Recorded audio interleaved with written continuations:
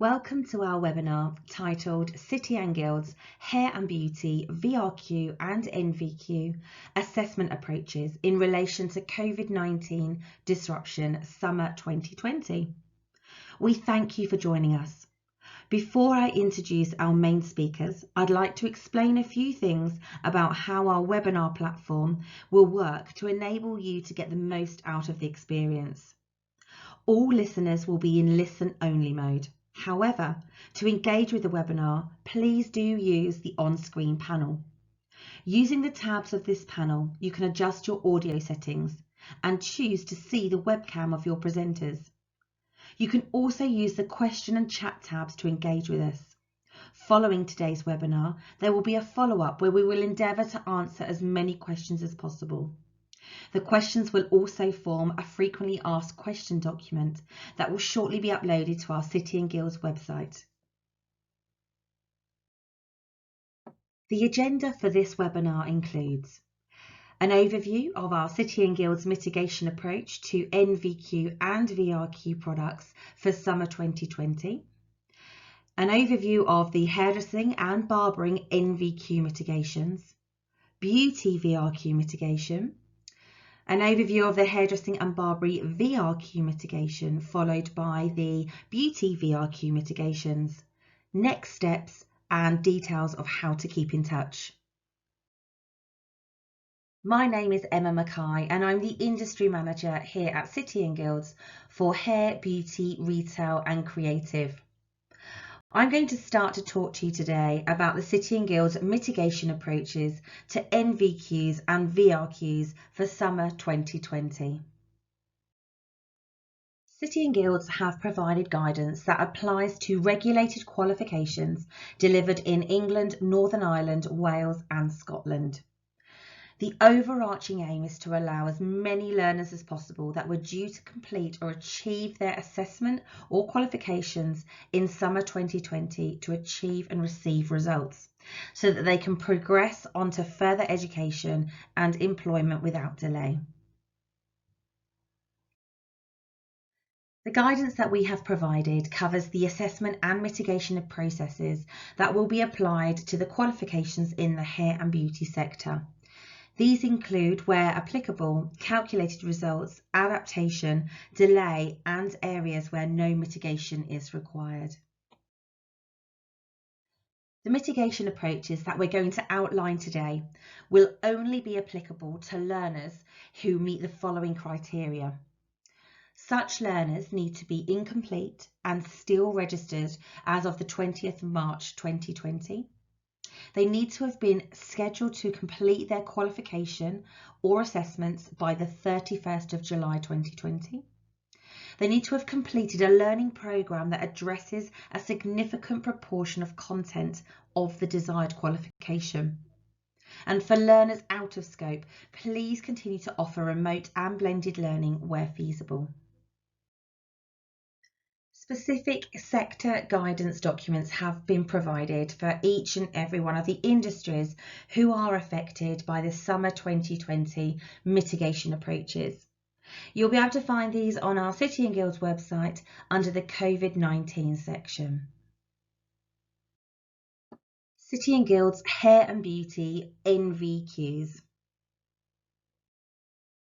With regards to our hair and beauty NVQs, we've made a number of recommendations around how and what assessment mitigations we believe could be in place to enable the learners due to complete in July and summer 2020 to be able to do so.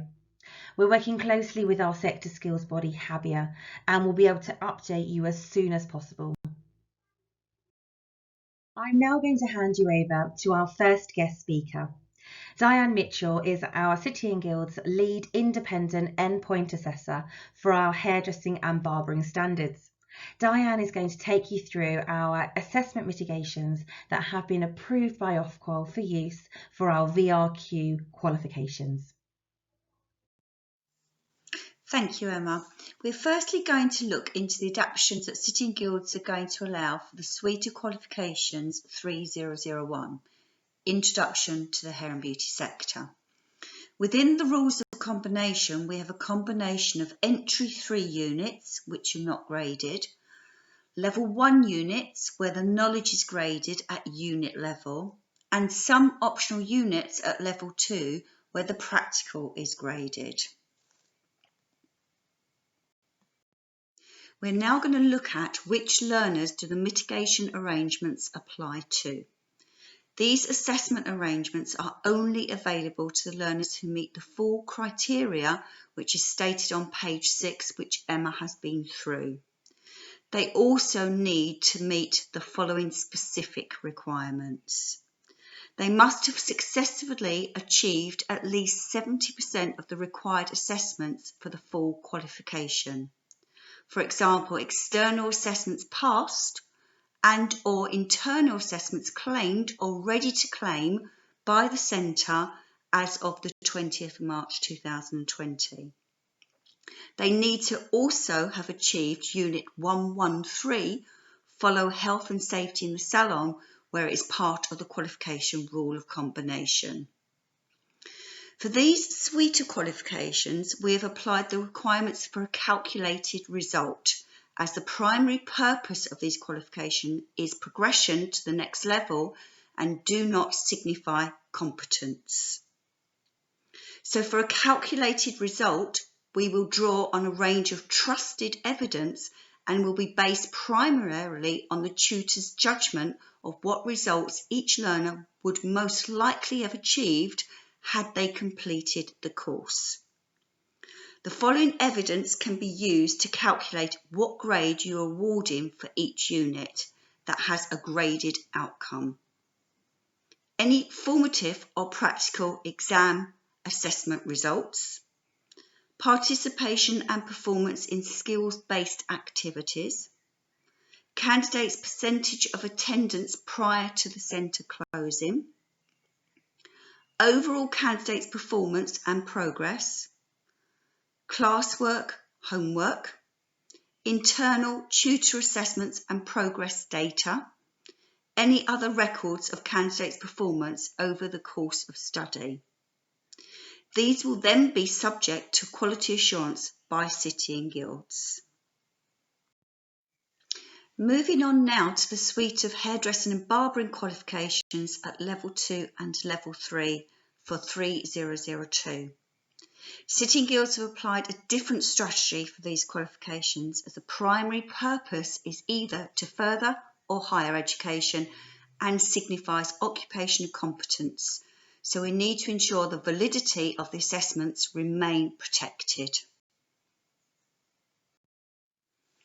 Moving on now to the suite of hairdressing and barbering qualifications at level 2 and level 3 for 3002. City and Guilds have applied a different strategy for these qualifications, as the primary purpose is either to further or higher education and signifies occupational competence. So we need to ensure that the validity of the assessments remains protected.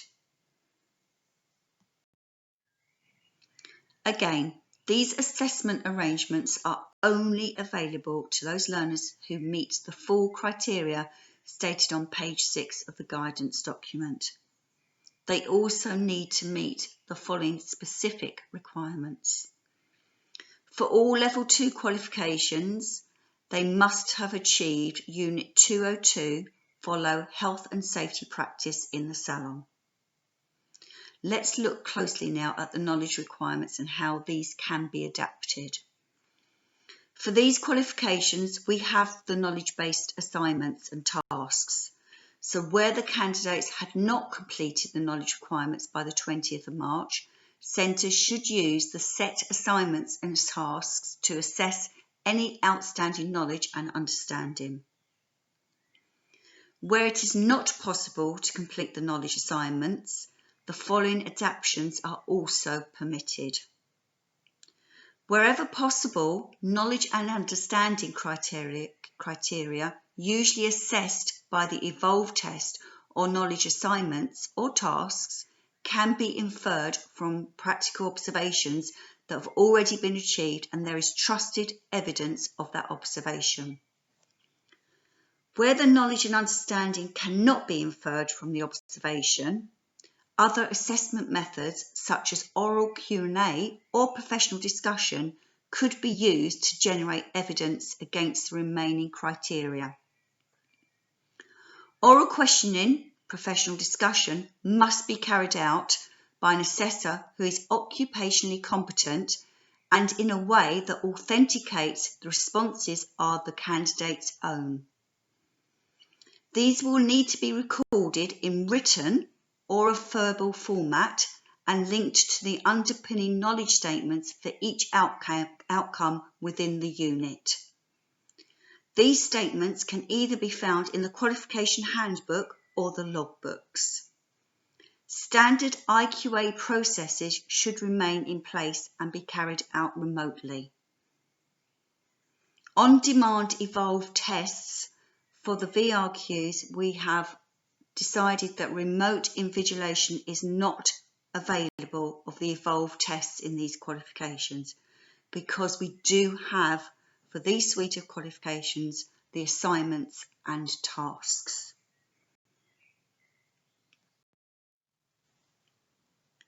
Assessing the practical skills.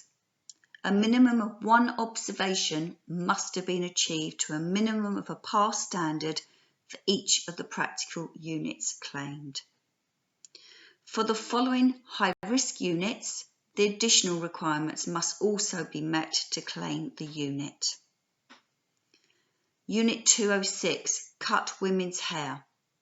The learner needs to be observed to a minimum of a pass standard, carrying out a one-length look, a uniform layer look, and a graduated look. Unit 207, colour and lightening hair. Again, to a minimum of a pass standard, must have been observed carrying out a set of woven highlights or lowlights. Unit 201, cut men's hair. They must have been observed to a minimum of pass standard, carrying out a uniform layer look and a graduated look. Unit 304, cut women's hair to create a variety of looks. Need to be observed carrying out a short and a long graduated look. Unit 306, colour hair to create a variety of look. Need to be observed carrying out a full head colour using weaving or slicing technique. Unit 309, provided hair extension services. Need to be observed carrying out a full head service for hair extensions. 312, cut men's hair to create a variety of looks. Need to be observed carrying out a graduated look. 318, provide shaving and face massage services. Need to be observed carrying out a full shaving service. Unit 410, hair colour correction services. Need to be observed restoring depth and tone.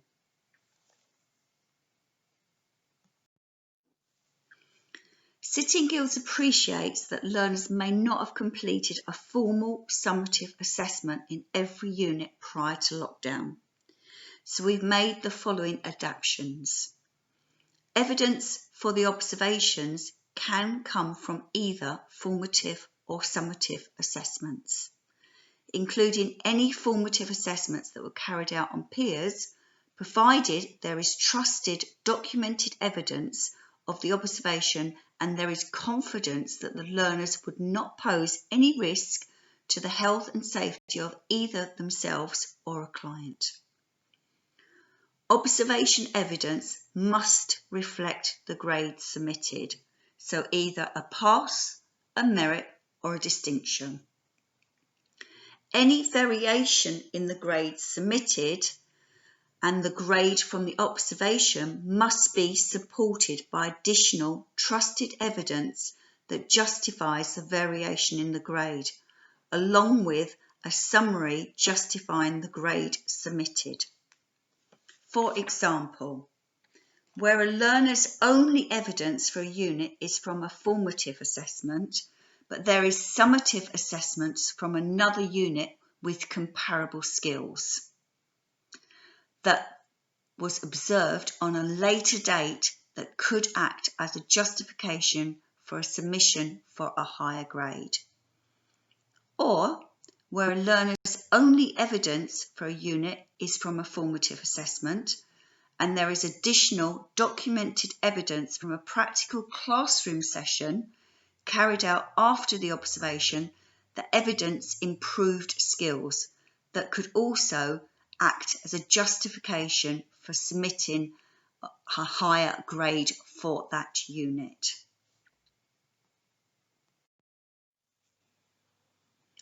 Evidence that has been used to make the judgment and final summary of the justification of the grade submitted for each unit must be recorded and kept at the centre.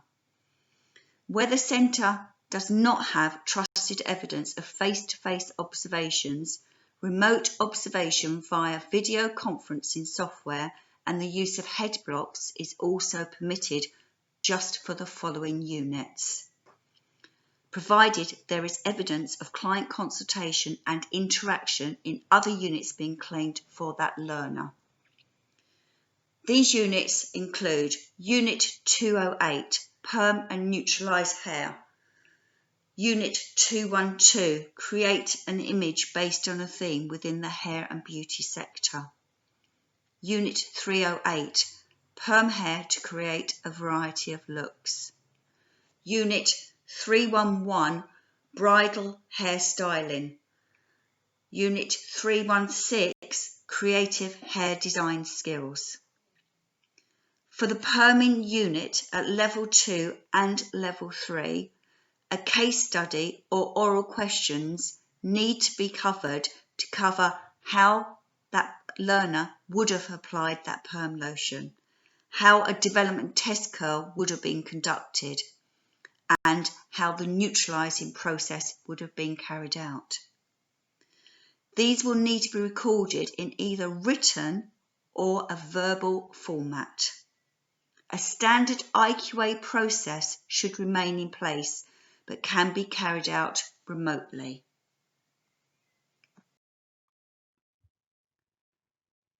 Thanks, Diane. So let's look at the mitigation and adaptation arrangements for 3003, 3004 and 7607 and 5450.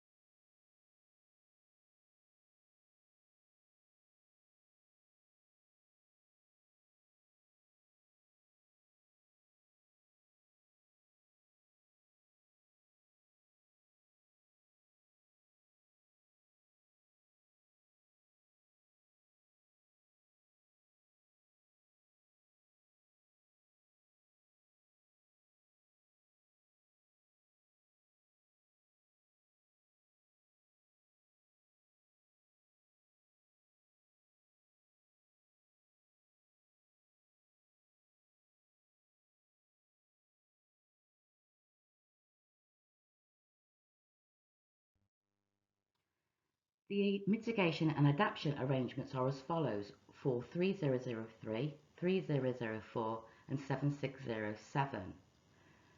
So we look at which learners do the mitigation arrangements apply to.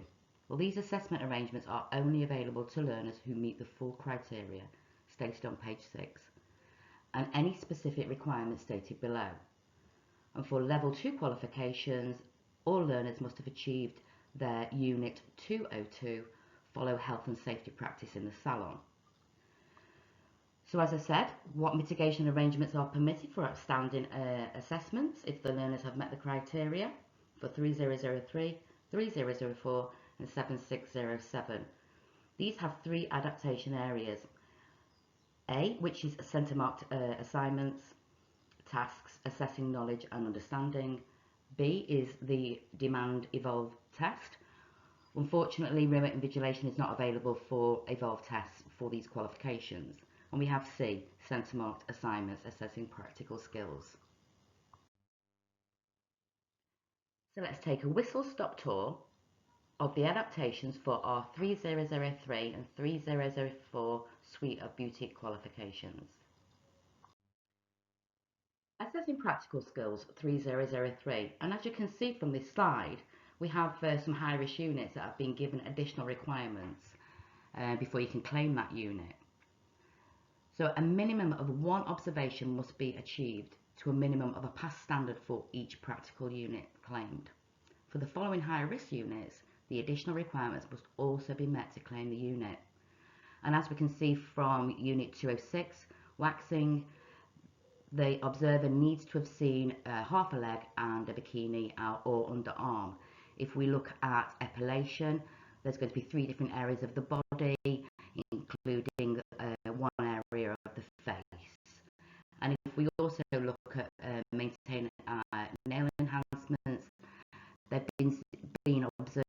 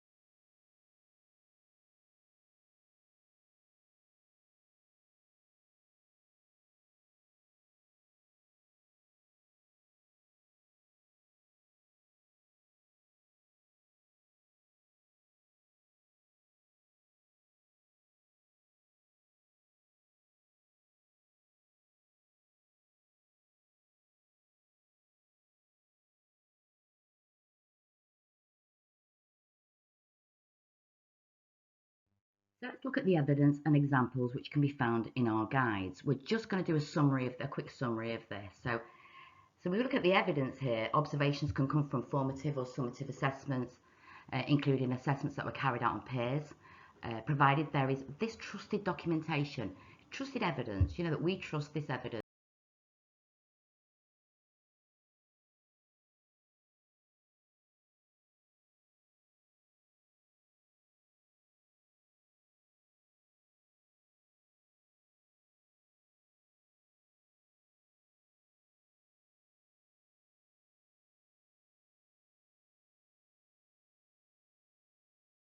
Another unit that's comparable. So it's about looking at those comparable skills and making your justifications for submission for that higher grade, or where the learner's evidence for that unit has got to be an additional documented evidence from practical classroom sessions where they've been observed and they've improved their skills, and you can justify those higher grades. But where you don't have this trusted face-to-face observation, remote observation via video conferencing software can be used for the following units to gain the evidence. But what's really good here, important here, is that we see this consultation and interaction in the other units that have been claimed for by that learner. As stated on the previous slide, where centres do not have trusted evidence of face-to-face observations, remote observations via video conferencing software and the use of head blocks are permitted for the following units, provided there is evidence of client consultation and interaction in other units being claimed for the learner. Here's just a sample of those units. And if we look at the camouflage makeup, this can only be observed remotely where candidates have access to the appropriate products at home.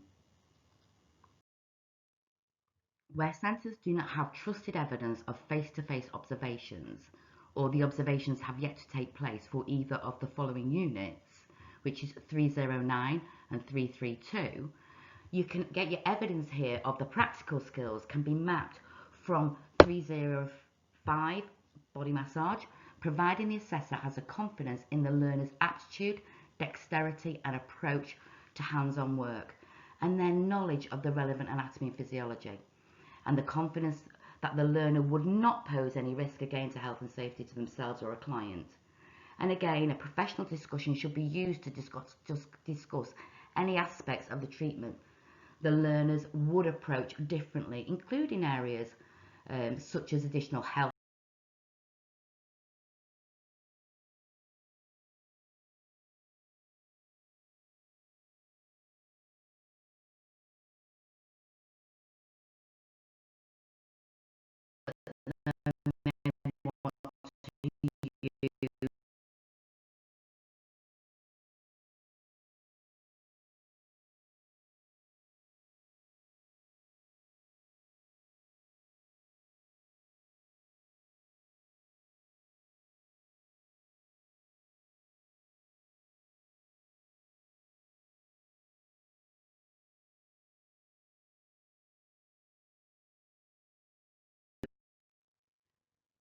So let's take a look at centre-marked assignments assessing practical skills 43004. A minimum of one observation must have been achieved to a minimum of a pass standard for each practical unit to be claimed. And for the following units, the additional requirements must also be met to claim the unit. So Unit 206, remove hair using waxing techniques. The learning has been observed treating the following areas, so a leg and either an underarm or bikini line. For Unit 231, cut women's hair, the learner has been observed carrying out a one length, a uniform layer and a graduated look. And for Unit 232, colour and light,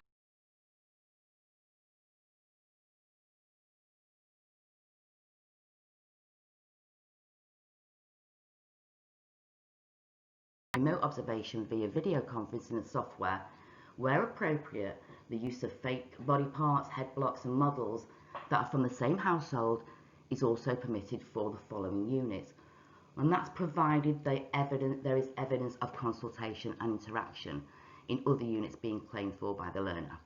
So those units are 207, provide manicure treatments, 208, provide pedicure treatments, 209, apply makeup, 212, create an image based on a theme within the hair and beauty sector, 215, nail art, 222,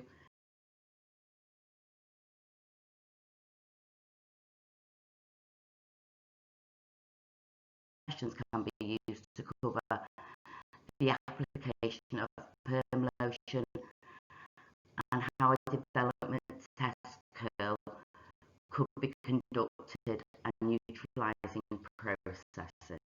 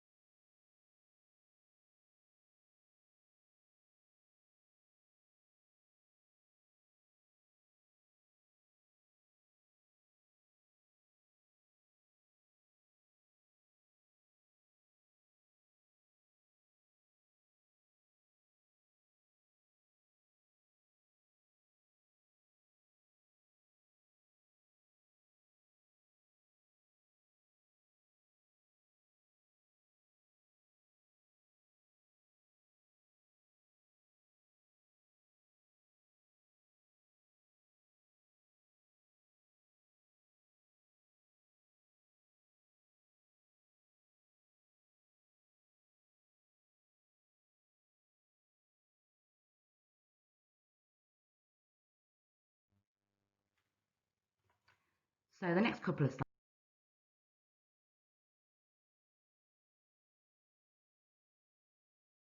mitigation arrangements apply to.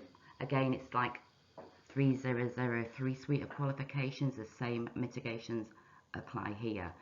These assessment arrangements are only available for learners who meet that full criteria, which is on page 6, and the mitigation arrangements that are permitted for outstanding assessments if learners meet the criteria you can find on page 19. So where the evolved test cannot be delivered,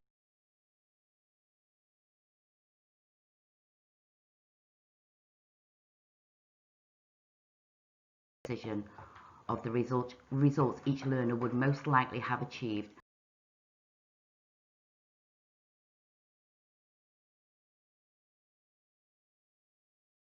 to be used. Please note, this list is not exhaustive.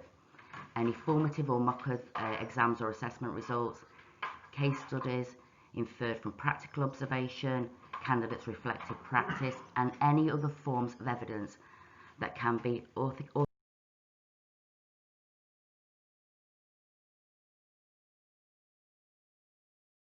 So centre marked assignments assessing knowledge and understanding. Knowledge-based assignment tasks for Unit 301, 302 to 307 can be delivered remotely provided the centre has software to process and maintains the security of the assessment materials that it generates, that this is retained by the centre and authenticates that the responses are the candidate's own. These will need to be recorded in written or verbal format and linked to the assessment criteria.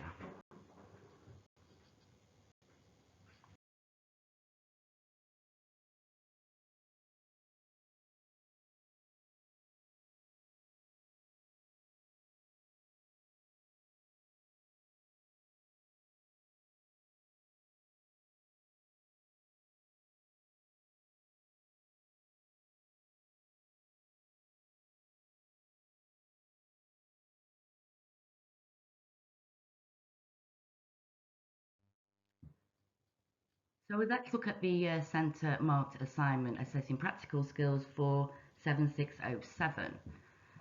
So for the diploma here, a minimum of 2 observations on 2 different clients. So overall, 6 different clients across 3 technical units must have been achieved to a minimum of a pass standard, and 1 case study completed for each practical unit claimed. Evidence for the observation can come from either formative or summative.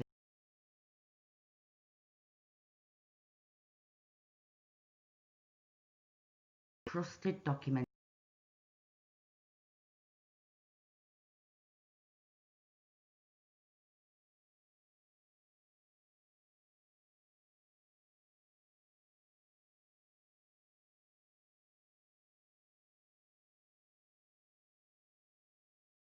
Therefore, provide body massage.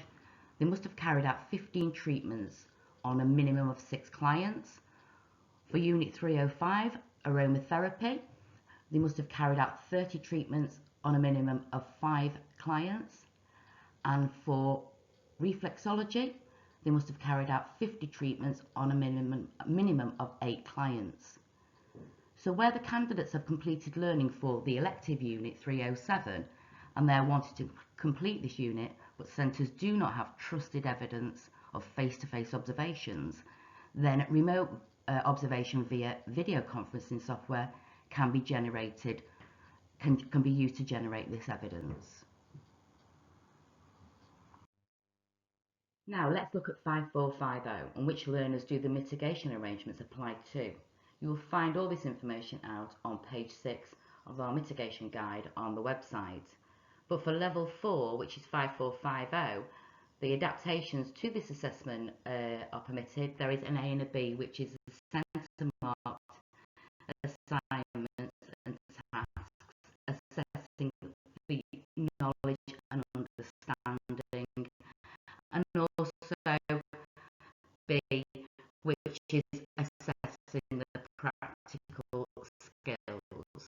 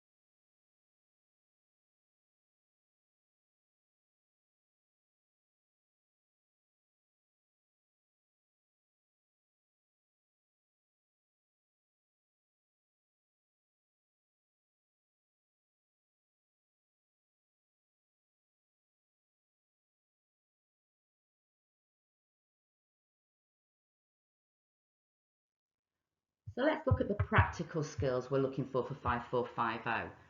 A minimum of one observation must have been achieved to a minimum of a pass standard for each practical unit to be claimed. And the units you can see here are deemed as high risk. So we've given you more indicative content what we are looking for. So if you look at microdermabrasion, they've been observed once. If you look at epilation, they've been observed twice, but they've been observed on different skin types and conditions. Laser again, they've included the face and the body. Laser light for skin rejuvenation, again twice, and it's covering different conditions.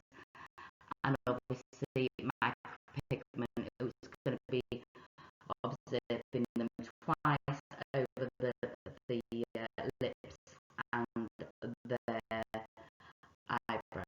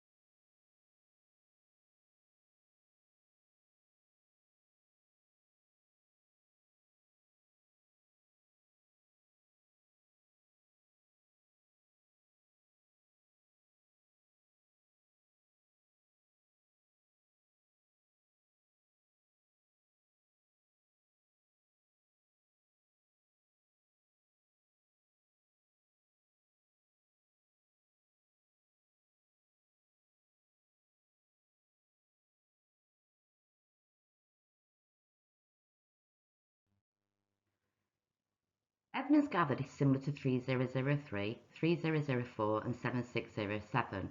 The evidence for the observations can come from either formative or summative assessments, as you can see from this slide. When we say formative and summative, this evidence must be trusted, documented evidence of the observation, and there is confidence that the learner would not pose any risk to health and safety to themselves or a client. For example, some formative assessment evidence may have been picked up, but no summative evidence is there. But if there's summative evidence in another unit that's comparable, then this evidence can be used. Where there's only formative evidence, there's no summative from anything else, but if you've seen them build themselves up in practical classroom sessions, you've carried out observations there, and the evidence shows that they've improved their skills, then again this can be used and submitted as evidence. So evidence that has been used to make a judgment and a final summary of justification for the grade submitted must be recorded and kept at the centre.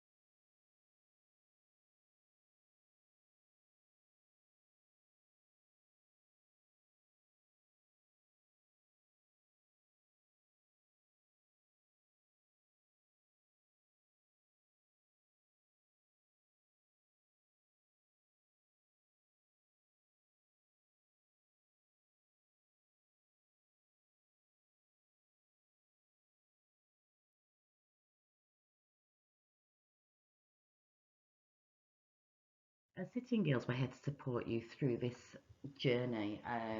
It's unprecedented times that we're going through, but please hang on to that it's not going to be forever. We do have our COVID-19 webpage for you to go to, where you get all the information on the mitigation approaches that we've been using, and all the documentation that is going to be required moving forward. Emma and myself are available with our email and telephone numbers there. And please do sign up for our email updates, because you get loads of information there and it just gives you the preferences.